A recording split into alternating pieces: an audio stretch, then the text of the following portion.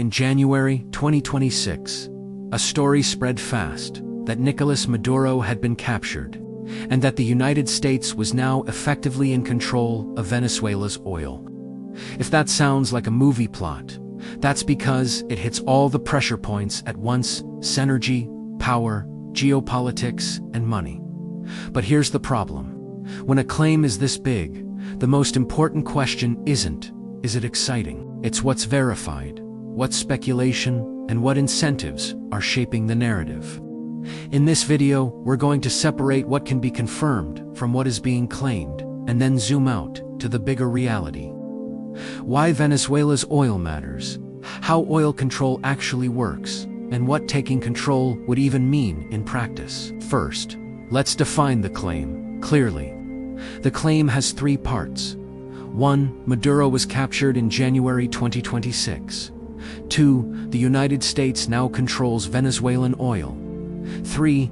This is part of a wider geopolitical strategy: energy, leverage, regime change, or both. Those are three different claims, and each one requires a different kind of proof. A leader being captured is a concrete event. It would leave a trail: government announcements, credible media confirmation, and visible changes inside the country. Control over oil is more complicated. It's not a single switch you flip. Control can mean legal control, physical control, financial control, or control through sanctions and enforcement. And a grand strategy claim is the hardest to prove. Strategy exists, but narratives about the plan are often where misinformation thrives, because strategy talk can be made to sound plausible without evidence. So let's talk about what control of oil actually looks like in the real world. Venezuela sits on one of the largest proven oil reserves on Earth, but having oil in the ground is not the same thing as turning it into money. To control oil, you need at least 5 things. 1. Operational capacity: wells, pipelines, refineries, and workers. 2. Shipping tankers, ports, and insurance. 3. Buyers, refiners, and traders willing to purchase. 4. Payment access banks, currencies, clearing systems. And 5. Political stability, the ability to keep the system running. This is why sanctions matter so much. Sanctions don't necessarily seize oil physically. They can block shipping, scare insurers, restrict finance, and cut off major buyers. In modern geopolitics, the most powerful form of control is often not military occupation. It's financial permission. Who is allowed to sell, to buy, to ship, and to get paid? So, if a government says we control that oil now, the key question becomes, do they control the wells? Or do they control the ability to sell and get paid? Now, let's step back and look at Venezuela's position.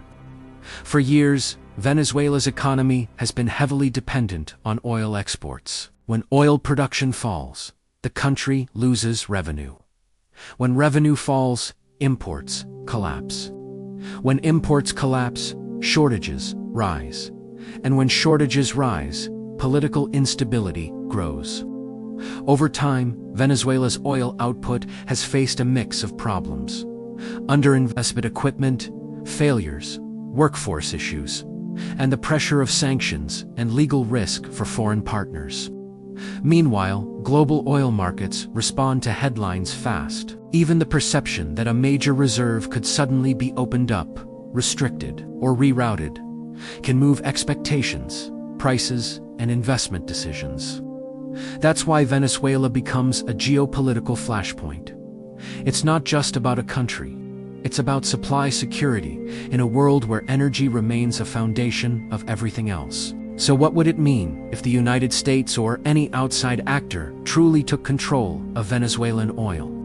There are only a few realistic scenarios. Scenario 1. Direct physical control of key facilities. That is rare, extremely costly, and politically explosive. It would require long-term presence and would trigger international backlash. Scenario 2. Control via a recognized alternative government.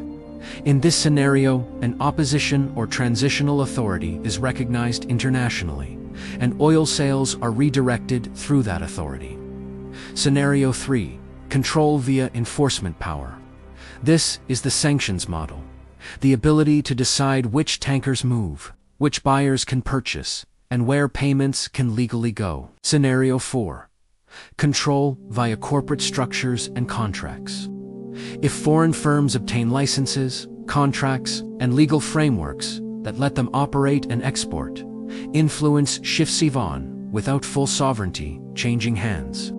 In most cases, control is partial. It's influence, not ownership, and influence can still be huge. Now we need to talk about information, because the Maduro capture claim is exactly the kind of story that spreads fast, whether it's true, false, or half-true.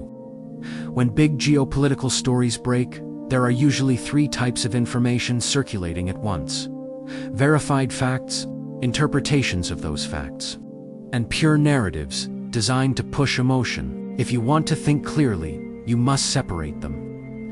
Ask, who is reporting this first? Do multiple credible outlets confirm it independently? Are their primary sources official statements, court documents, footage, verified press conferences? And most importantly, who benefits if people believe this story? Because belief changes markets. Belief changes politics. Belief changes how countries react. In energy geopolitics, narratives are not just stories, they're tools. So what's the real takeaway? Regardless of any single headline, the bigger reality is that Venezuela's oil sits at the intersection of three forces: energy security, geopolitical competition, and financial control.